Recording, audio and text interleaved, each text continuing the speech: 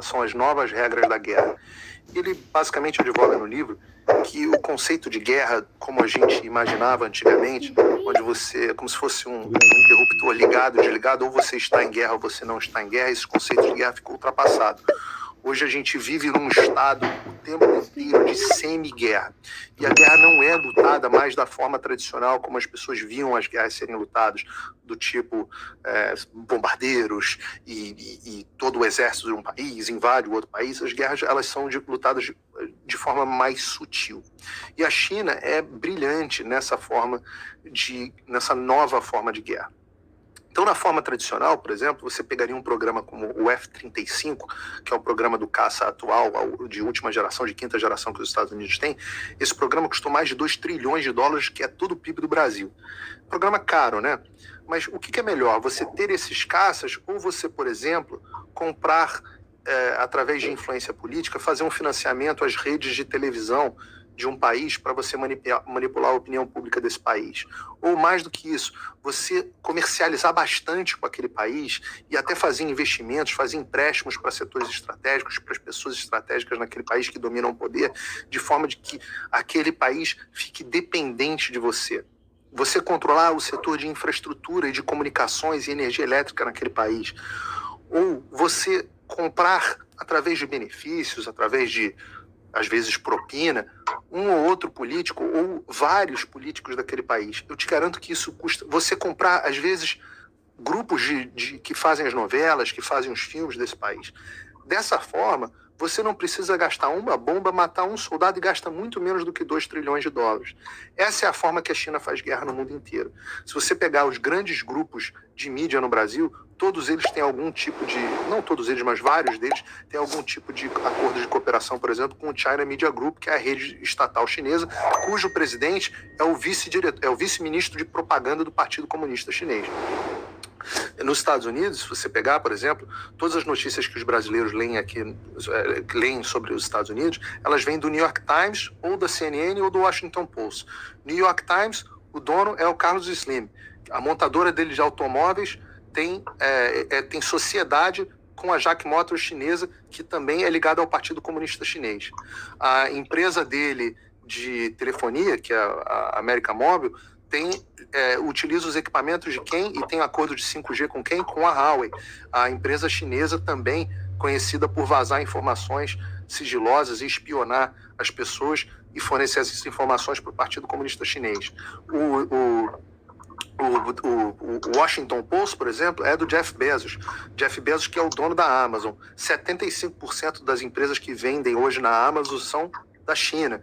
E por aí vai, você tem vários exemplos. Hollywood é dominada por um grupo chamado Wanda Group, Dalian Wanda Group, que é um grupo cujo dono é o homem mais rico da China e uma das sócias do Dalian Wanda Group, que controla basicamente todos os filmes que a gente assiste hoje em dia. O dono do Dalian Wanda Group uma das investidoras do Dalian Wanda Group é a irmã do Xi Jinping, e por irmã, entenda, se você quiser, a laranja do Xi Jinping. Então significa que o Xi Jinping escolhe quais são os filmes o que vai ter nos filmes que a gente vai assistir. Então eu estou dando alguns exemplos, mas só para mostrar como é a forma que a China faz guerra no mundo. Uma das formas, por exemplo, hoje o agronegócio tem um poder danado na política brasileira, inclusive uma base de apoio do presidente Bolsonaro. Veja se o agronegócio quer algum tipo de confusão com a China. Ou, por exemplo, como a gente viu mais recentemente, no caso das vacinas. A China fornece uma das vacinas, agora não há mais, mas uma das vacinas mais utilizadas no Brasil, a vacina querida do governador João Dória. O que acontece se você fala mal da China? A China vai lá e corta eles dizem, né, que a China vai lá e corta o fornecimento de insumos. Então, como é que você pode tratar um país desse, um país que está disposto a cortar o fornecimento de vacina de uma pandemia que eles mesmos criaram nos laboratórios deles? Como é que você pode comercializar normalmente com um país desse? Não pode. Então, parafraseando aí o ex-primeiro-ministro inglês Winston Churchill, entre a desonra e a guerra, a senadora escolheu a desonra e ela terá a guerra. Não há como escapar da guerra com a China. Isso que eles estão fazendo com o Brasil é guerra. Agora, neste nível de insanidade, alguém me dizer que é normal você, por exemplo, entregar a rede de infraestrutura 5G para a China, ora, se eles cortam insumos de vacina, o que acontece? Será que se a gente falar mal, eles vão cortar nossa rede 5G também? Porque eu acho cortar a vacina insumo de vacina mais sério do que cortar a rede de telecomunicações. E isso é um fenômeno que tem acontecido no mundo inteiro, é uma discussão que está em curso no mundo. Você tem... Peço perdão aqui, mas... Outra dica de livro aqui, ó. Hidden Hand, Exposing How the Chinese Communist Party is Reshaping the World. Significa a mão invisível, a mão escondida.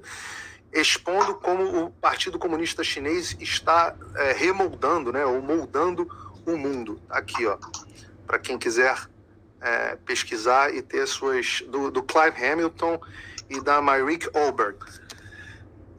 E, como eu estou dizendo, é um assunto que está em discussão no mundo, é em discussão pelos maiores especialistas no assunto, e no Brasil é uma discussão que eu não vejo sequer as Forças Armadas brasileiras apresentando à sociedade.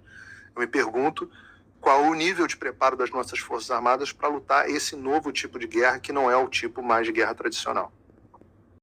Foundation helped produce a shockingly prescient report on 4 possible future scenarios that could play out over the next 15 to 20 years. One of them involved a global pandemic that's remarkably similar to what happened over the last year. During this pandemic, quote, international mobility of both people and goods screeched to a halt. Normally bustling shops and office buildings sat empty for months, devoid of both employees and customers. National leaders around the world imposed airtight rules and restrictions, from the mandatory wearing of face masks to body temp checks. Wow, that does sound familiar. 10, 11 years ago. The report went on to detail how the powers that be would never let that imaginary crisis end. Even after the pandemic faded, this more authoritarian control and oversight of citizens and their activities stuck and even intensified. Citizens willingly gave up some of their sovereignty and their privacy to more paternalistic states in exchange for greater safety and stability. This heightened oversight took many forms: biometric IDs for all citizens, tighter regulations of industries whose stability was deemed vital to national interests. Now, despite the Rockefeller report predating this show by many years, none of what was laid out in that report should surprise any Ingram Angle viewers.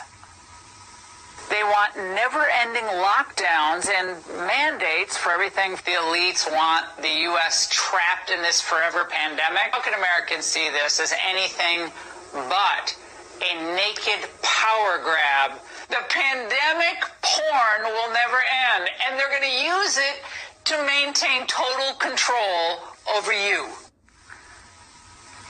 Now, we're now in the midst of the next step of the never-ending and ever-changing pandemic.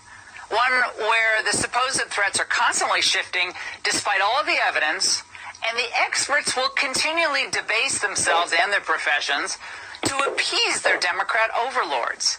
And in the end, we're going to end up with more restrictions on our inalienable rights, whether they're government-mandated lockdowns or not. Again, the results will be the same: higher energy prices, higher taxes, more racial polarization, more crime, and a lower standard of living.